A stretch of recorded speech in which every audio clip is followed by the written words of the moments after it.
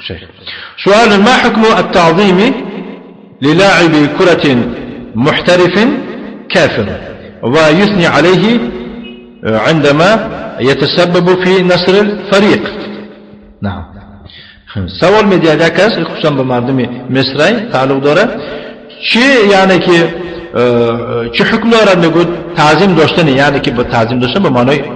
بزرگ قرار دادن حرمت کردن بازیگری فوتبال یعنی فوتبال بازی چیکار میکنه همین نوعش تعظیم دارن گفته و چیه به خصوصا ماهر است یعنی مهارتناک است پیشاور و هنرمند است اینه که کافر است فهمیدی فوتبال بازی کافر است چی حکم است یعنی گور تعریف کردن نه بولوش تاکسی داد وای میزنن که و اثنی علیه و تعریفش میکنن وقتی که سبب میشود در نصرت پیروزی یک گروه یعنی که گل میزند به هدف میرساند توبه و این گروه چیه به طفیلی و چی میشد غالب میآید که پول پیسو و دیگه چیزی نغمه ها رو میگیرد هیچ کار نداره پشت اون یک داویدن خب الجواب ما اثنى على كفره يعني كي وإنما أثنى على لعبه ومهارته في لعبه يعني وای تعریفش نکرده باشه به کفرش او را تعریف کرده باشه به چی به همون بازی و به مهارتش که در بازی خیلی بازیگر است فعلى كل حال هذا خطر يعني به هر تقدیر خب مثال گرم گرچنده که کفرش تعریف نکرده باشه فقط مهارتش تعریف کرده باشه در این خطر است و یتم علیه بنابراین گناهکار میشود ولکن ما یصل الى حد الكفر به حد کفر نمیرسد فهمیده